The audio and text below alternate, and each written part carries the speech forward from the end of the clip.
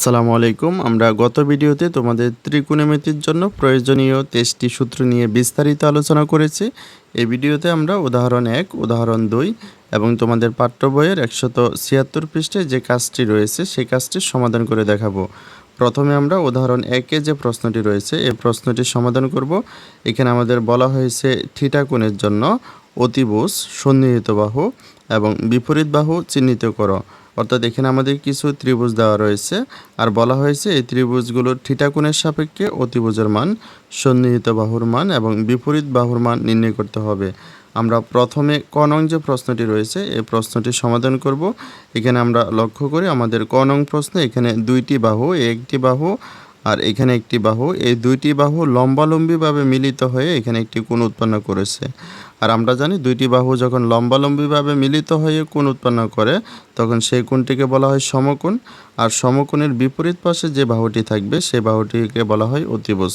এখানে আমাদের সমকোণের বিপরীত পাশে যে বাহুটি রয়েছে এই বাহুটির মান হচ্ছে 17, অর্থাৎ আমাদের অতিভুজের মান হচ্ছে 17। এখন এখানে আমরা লক্ষ্য করি এখানে আমাদের রয়েছে থিটা কোণ, আর থিটা কোণের বিপরীত পাশে যে বাহুটি থাকবে সেই বাহুটির নাম হচ্ছে বিপরীত বাহু বা লম্ব। এখানে আমাদের থিটা কোণের বিপরীত পাশে যে বাহুটি রয়েছে এই বাহুটির মান হচ্ছে 8, অর্থাৎ আমাদের বিপরীত বাহু বা লম্বের মান হচ্ছে 8। এখন এখানে আমরা লক্ষ্য করি আমাদের থিটা কোণের পাশে যে বাহুটি রয়েছে এই বাহুটিকে বলা হয় সন্নিহিত বাহু বা ভূমি। এখানে আমাদের থিটা কোণের পাশে যে বাহুটি রয়েছে এই বাহুটির মান হচ্ছে 15, অর্থাৎ আমাদের সন্নিহিত বাহুর মান হচ্ছে 15। এখন আমরা খ নং যে প্রশ্নটি রয়েছে এই প্রশ্নটির সমাধান করব। এখানে আমরা লক্ষ্য করি আমাদের এইখানে যে ত্রিভুজটি রয়েছে এই ত্রিভুজের এই বাহুটি আর এই বাহুটি লম্বালম্বিভাবে মিলিত হয়ে এখানে একটি কোণ উৎপন্ন করেছে। আর আমরা জানি দুইটি বাহু যখন লম্বালম্বিভাবে মিলিত হয়ে কোণ উৎপন্ন করে তখন সেই কোণটিকে বলা হয় সমকোণ। আর সমকোণের বিপরীত পাশে যে বাহুটি থাকে সেই বাহুটিকে বলা হয় অতিভুজ। এখানে আমাদের সমকোণের বিপরীত পাশে যে বাহুটি রয়েছে সেই বাহুটির মান হচ্ছে পি, অর্থাৎ আমাদের এখানে অতিভুজের মান হচ্ছে পি। এখন এখানে আমরা লক্ষ্য করি এখানে আমাদের রয়েছে থিটা কোণ, আর আমরা জানি থিটা কোণের বিপরীত পাশে যে বাহুটি থাকে সেই বাহুটিকে বলা হয় বিপরীত বাহু বা লম্ব। এখানে আমাদের থিটা কোণের বিপরীত পাশে যে বাহুটি রয়েছে সেই বাহুটির মান হচ্ছে আর, অর্থাৎ আমাদের বিপরীত বাহু বা লম্বের মান হচ্ছে আর। এখন এখানে আমরা লক্ষ্য করি আমাদের থিটা কোণের পাশে যে বাহুটি থাকবে সে বাহুটিকে বলা হয় সন্নিহিত বাহু বা ভূমি। এখানে আমাদের থিটা কোণের পাশে যে বাহুটি রয়েছে সেই বাহুটির মান হচ্ছে কিউ, অর্থাৎ আমাদের সন্নিহিত বাহু বা ভূমির মান হচ্ছে কিউ। এখন আমরা গ নং যে প্রশ্নটি রয়েছে এই প্রশ্নটির সমাধান করব। এখানে আমরা লক্ষ্য করি আমাদের গ নং প্রশ্নে যে ত্রিভুজটি রয়েছে এই ত্রিভুজের এই একটি বাহু আর এই একটি বাহু লম্বালম্বিভাবে মিলিত হয়ে এখানে একটি কোণ উৎপন্ন করেছে। আর আমরা জানি দুইটি বাহু যখন লম্বালম্বিভাবে মিলিত হয়ে কোণ উৎপন্ন করে তখন সেই কোণটিকে বলা হয় সমকোণ। আর সমকোণের বিপরীত পাশে যে বাহুটি থাকে সেই বাহুটিকে বলা হয় অতিভুজ। এখানে আমাদের সমকোণের বিপরীত পাশে যে বাহুটি রয়েছে সে বাহুটির নাম হচ্ছে ইএফ, অর্থাৎ এখানে আমাদের এই ত্রিভুজের অতিভুজ হচ্ছে ইএফ। তারপরে এখানে আমরা লক্ষ্য করি এখানে আমাদের রয়েছে থিটা কোণ, আর আমরা জানি থিটা কোণের বিপরীত পাশে যে বাহুটি থাকে সেই বাহুটিকে বলা হয় বিপরীত বাহু বা লম্ব। এখানে আমাদের থিটা কোণের বিপরীত পাশে যে বাহুটি রয়েছে সে বাহুটির নাম হচ্ছে ইজি, অর্থাৎ আমাদের এই ত্রিভুজের বিপরীত বাহু হচ্ছে ইজি। তারপরে এখানে আমরা লক্ষ্য করি আমরা জানি থিটা কোণের পাশে যে বাহুটি থাকে সে বাহুটিকে বলা হয় সন্নিহিত বাহু বা ভূমি। এখানে আমাদের থিটা কোণের পাশে যে বাহুটি রয়েছে সেটি হচ্ছে এফজি, অর্থাৎ এখানে আমাদের সন্নিহিত বাহু বা ভূমির মান হচ্ছে এফজি। এখন আমরা উদাহরণ 2-এ যে প্রশ্নটি রয়েছে এই প্রশ্নটির সমাধান করব। এখানে আমাদের বলা হয়েছে আলফা ও বিটা কোণের জন্য অতিভুজ, সন্নিহিত বাহু ও বিপরীত বাহুর দৈর্ঘ্য নির্ণয় করো। অর্থাৎ এখানে আমাদের নিচে যে চিত্রটি দেওয়া রয়েছে এই চিত্রটির আলফা এবং বিটা কোণের সাপেক্ষে আমাদের অতিভুজের মান, সন্নিহিত বাহুর মান এবং বিপরীত বাহুর মান নির্ণয় করতে হবে। এখানে আমরা লক্ষ্য করি এখানে আমাদের যে ত্রিভুজটি রয়েছে এই ত্রিভুজের এই একটি বাহু আর এই একটি বাহু লম্বালম্বিভাবে মিলিত হয়ে এখানে একটি কোণ উৎপন্ন করেছে। আর আমরা জানি দুইটি বাহু যখন লম্বালম্বিভাবে মিলিত হয়ে কোণ উৎপন্ন করে তখন সেই কোণটিকে বলা হয় সমকোণ। আর সমকোণের বিপরীত পাশে যে বাহুটি থাকে সে বাহুটিকে বলা হয় অতিভুজ। এখানে আমাদের সমকোণের বিপরীত পাশে যে বাহুটি রয়েছে এই বাহুটির মান হচ্ছে 25, অর্থাৎ এখানে আমাদের এই ত্রিভুজের অতিভুজের মান হচ্ছে 25, সেটি আমাদের আলফা কোণের সাপেক্ষে অথবা বিটা কোণের সাপেক্ষে অতিভুজ হচ্ছে আমাদের একই থাকবে। অর্থাৎ এখানে আমাদের এই ত্রিভুজটির অতিভুজের মান হবে 25। এখন আমরা আলফা কোণের সাপেক্ষে সন্নিহিত বাহু এবং বিপরীত বাহুর মান নির্ণয় করব। এখানে আমরা লক্ষ্য করে এখানে আমাদের আলফা কোণের বিপরীত পাশে যে বাহুটি রয়েছে এই বাহুটিকে আমরা বলবো আলফা কোণের সাপেক্ষে বিপরীত বাহু বা লম্ব। এখানে আমাদের আলফা কোণের বিপরীত পাশে যে বাহুটি রয়েছে এই বাহুটির মান হচ্ছে 24, অর্থাৎ আমরা বলতে পারি আলফা কোণের সাপেক্ষে বিপরীত বাহু বা লম্বের মান হচ্ছে 24। তারপরে এখানে আমরা লক্ষ্য করি আমাদের আলফা কোণের পাশে যে বাহুটি রয়েছে এই বাহুটিকে আমরা বলবো আলফা কোণের সাপেক্ষে সন্নিহিত বাহু বা ভূমি। এখানে আমাদের আলফা কোণের পাশে যে বাহুটি রয়েছে এই বাহুটির মান হচ্ছে 7, অর্থাৎ আমরা বলতে পারি আলফা কোণের সাপেক্ষে সন্নিহিত বাহুর মান হচ্ছে 7। এখন আমরা বিটা কোণের সাপেক্ষে সন্নিহিত বাহু এবং বিপরীত বাহুর মান নির্ণয় করব। এখানে আমরা লক্ষ্য করি এখানে আমাদের বিটা কোণের বিপরীত পাশে যে বাহুটি রয়েছে সে বাহুটিকে আমরা বলবো বিটা কোণের সাপেক্ষে বিপরীত বাহু বা লম্ব। এখানে আমাদের বিটা কোণের বিপরীত পাশে যে বাহুটি রয়েছে সে বাহুটির মান হচ্ছে 7, অর্থাৎ আমরা বলতে পারি বিটা কোণের সাপেক্ষে বিপরীত বাহুর মান হচ্ছে 7। তারপরে এখানে আমরা লক্ষ্য করি আমাদের বিটা কোণের পাশে যে বাহুটি রয়েছে বিটা কোণের পাশে যে বাহুটি রয়েছে সেই বাহুটিকে আমরা বলবো বিটা কোণের সাপেক্ষে সন্নিহিত বাহু বা ভূমি। তো এখানে আমাদের বিটা কোণের পাশে যে বাহুটি রয়েছে সেই বাহুটির মান হচ্ছে 24, অর্থাৎ আমরা বলতে পারি বিটা কোণের সাপেক্ষে সন্নিহিত বাহুর মান হচ্ছে 24। এখন আমরা তোমাদের পাঠ্য বইয়ের 176 পৃষ্ঠায় যে কাজটি রয়েছে সেই কাজটির সমাধান দেখব। এখানে আমাদের বলা হয়েছে থিটা ও ফাই কোণের জন্য অতিভুজ সন্নিহিত বাহু এবং বিপরীত বাহু নির্দেশ করো। অর্থাৎ এখানে আমাদের নিচে কিছু ত্রিভুজ দেওয়া রয়েছে আর বলা হয়েছে এই ত্রিভুজগুলো থিটা এবং ফাই কোণের সাপেক্ষে অতিভুজ সন্নিহিত বাহু এবং বিপরীত বাহুগুলো চিহ্নিতকরণ করতে হবে। আমরা প্রথমে এখানে এ নং যে প্রশ্নটি রয়েছে সেই প্রশ্নটি সমাধান করব। এখানে আমাদের এ নং যে চিত্রটি রয়েছে এখানে আমরা লক্ষ্য করি এখানে আমাদের ই যে বিন্দুটি রয়েছে এই বিন্দুটি হচ্ছে আমাদের সমকোণ। আর আমরা জানি সমকোণের বিপরীত পাশে যে বাহুটি থাকে সে বাহুটিকে বলা হয় অতিভুজ। আর এখানে আমাদের সমকোণের বিপরীত পাশে যে বাহুটি রয়েছে সেটি হচ্ছে আমাদের ডিএফ। অর্থাৎ এখানে আমরা বলতে পারি এই ত্রিভুজের অতিভুজ হচ্ছে ডিএফ। তো আমরা এখানে লিখতে পারি অতিভুজ সমান ডিএফ। সেটি আমাদের থিটা কোণের সাপেক্ষে অথবা ফাই কোণের সাপেক্ষে আমাদের অতিভুজ একই থাকবে অর্থাৎ ডিএফ। এখন আমরা থিটা কোণের সাপেক্ষে সন্নিহিত বাহু এবং বিপরীত বাহুর মান নির্ণয় করব। এখানে আমরা লক্ষ্য করি এখানে আমাদের রয়েছে থিটা কোণ। আর আমরা জানি থিটা কোণের বিপরীত পাশে যে বাহুটি থাকে সেটিকে বলা হয় বিপরীত বাহু বা লম্ব। তো এখানে থিটা কোণের বিপরীত পাশে যে বাহুটি রয়েছে সেটি হচ্ছে ইএফ। অর্থাৎ আমরা বলতে পারি থিটা কোণের সাপেক্ষে বিপরীত বাহু হচ্ছে আমাদের ইএফ। তারপরে এখানে আমরা লক্ষ্য করি আমাদের থিটা কোণের পাশে যে বাহুটি থাকবে সেই বাহুটিকে আমরা বলবো সন্নিহিত বাহু বা ভূমি। এখানে আমাদের থিটা কোণের পাশে যে বাহুটি রয়েছে সেটি হচ্ছে আমাদের ডিই। অর্থাৎ আমরা বলতে পারি এই ত্রিভুজের থিটা কোণের সাপেক্ষে সন্নিহিত বাহু হচ্ছে ডিই। এখন আমরা ফাই কোণের সাপেক্ষে সন্নিহিত বাহু এবং বিপরীত বাহুর মান নির্ণয় করব।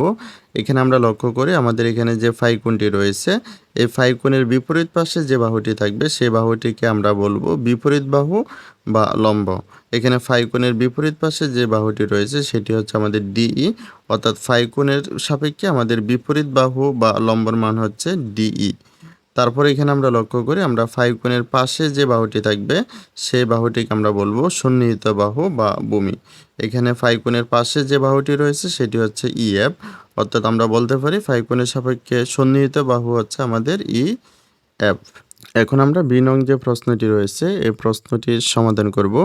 এখানে আমরা লক্ষ্য করি এখানে আমাদের যে ত্রিভুজটি রয়েছে এই ত্রিভুজের এখানে যে কোণটি রয়েছে এই কোণটি হচ্ছে সমকোণ। আর আমরা জানি সমকোণের বিপরীত পাশে যে বাহুটি থাকে সেই বাহুটি হচ্ছে অতিভুজ। এখানে আমাদের সমকোণের বিপরীত পাশে যে বাহুটি রয়েছে সে বাহুটির মান হচ্ছে 15। অর্থাৎ আমরা বলতে পারি এখানে আমাদের এই ত্রিভুজের অতিভুজের মান হচ্ছে 15। সেটি হচ্ছে আমাদের থিটা কোণের সাপেক্ষে অথবা ফাই কোণের সাপেক্ষে আমাদের অতিভুজের মান হবে 15। এখন আমরা থিটা কোণের সাপেক্ষে সন্নিহিত বাহু এবং বিপরীত বাহুর মান নির্ণয় করব। আমাদের এখানে যে কোণটি রয়েছে এই কোণটি হচ্ছে আমাদের থিটা কোণ। আর আমরা জানি থিটা কোণের বিপরীত পাশে যে বাহুটি থাকে সেটি হচ্ছে আমাদের থিটা কোণের সাপেক্ষে বিপরীত বাহু বা লম্ব।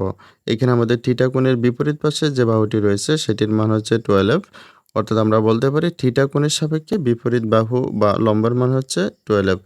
তারপরে এখানে আমরা লক্ষ্য করি এখানে আমাদের থিটা কোণের পাশে যে বাহুটি রয়েছে সেই বাহুটি হবে আমাদের থিটা কোণের সাপেক্ষে সন্নিহিত বাহু বা ভূমি। এখানে আমাদের থিটা কোণের পাশে যে বাহুটি রয়েছে সেটির মান হচ্ছে 9, অর্থাৎ আমরা বলতে পারি থিটা কোণের সাপেক্ষে সন্নিহিত বাহুর মান হচ্ছে 9। এখন আমরা ফাই কোণের সাপেক্ষে সন্নিহিত বাহু এবং বিপরীত বাহুর মান বের করব। এখানে আমরা লক্ষ্য করি আমাদের এখানে যে ত্রিভুজটি রয়েছে এই ত্রিভুজের ফাই কোণের বিপরীত পাশে যে বাহুটি থাকবে সেই বাহুটিকে আমরা বলবো ফাই কোণের সাপেক্ষে বিপরীত বাহু বা লম্ব। এখানে আমাদের ফাই কোণের বিপরীত পাশে যে বাহুটি রয়েছে সেটির মান হচ্ছে 9, অর্থাৎ আমরা বলতে পারি ফাই কোণের সাপেক্ষে বিপরীত বাহু বা লম্বের মান হচ্ছে 9। এখন এখানে আমরা লক্ষ্য করি আমাদের ফাই কোণের পাশে যে বাহুটি থাকবে সে বাহুটিকে বলা হবে সন্নিহিত বাহু বা ভূমি। অর্থাৎ এখানে আমাদের ফাই কোণের পাশে যে বাহুটি রয়েছে সে বাহুটির মান হচ্ছে 12, অর্থাৎ আমরা বলতে পারি ফাই কোণের সাপেক্ষে আমাদের সন্নিহিত বাহুর মান হচ্ছে 12। এখন আমরা সি নং যে প্রশ্নটি রয়েছে এই প্রশ্নটির সমাধান করব। এখানে আমরা লক্ষ্য করি আমাদের এখানে যে ত্রিভুজটি রয়েছে এই ত্রিভুজের এখানে যে কোণটি রয়েছে এই কোণটি হচ্ছে আমাদের সমকোণ। আর আমরা জানি সমকোণের বিপরীত পাশে যে বাহুটি থাকে সে বাহুটিকে বলা হয় অতিভুজ। এখানে আমাদের সমকোণের বিপরীত পাশে যে বাহুটি রয়েছে সেই বাহুটির মান হচ্ছে ডি, অর্থাৎ আমরা বলতে পারি এই ত্রিভুজের অতিভুজের মান হচ্ছে ডি। সেটি হচ্ছে আমাদের থিটা কোণের সাপেক্ষে অতিভুজ ডি এবং ফাই কোণের সাপেক্ষেও আমাদের অতিভুজ ডি। এখন আমরা থিটা কোণের সাপেক্ষে সন্নিহিত বাহু এবং বিপরীত বাহুর মান নির্ণয় করব।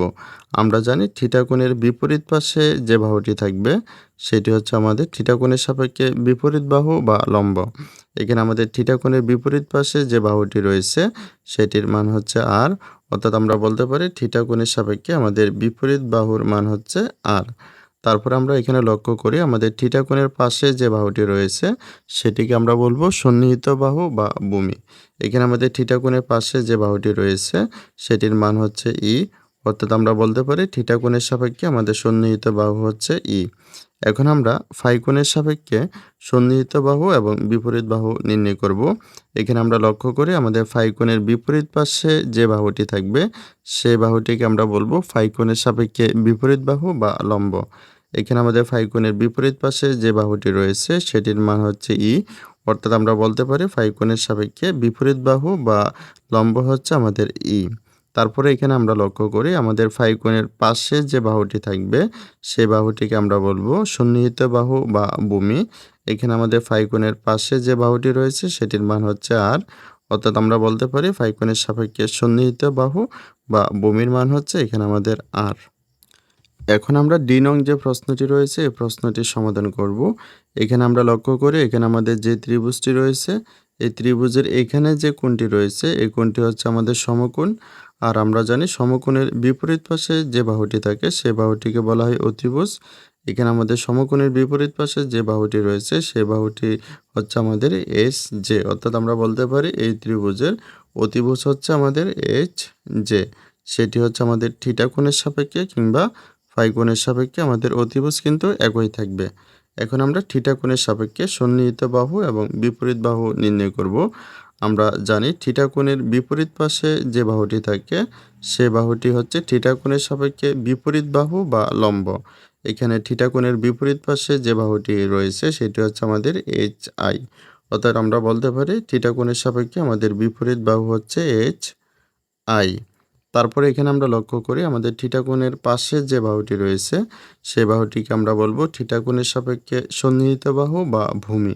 এখানে আমাদের থিটা কোণের পাশে যে বাহুটি রয়েছে সেটি হচ্ছে আমাদের আই জে, অর্থাৎ আমরা বলতে পারি থিটা কোণের সাপেক্ষে সন্নিহিত বাহু হচ্ছে আমাদের আই জে।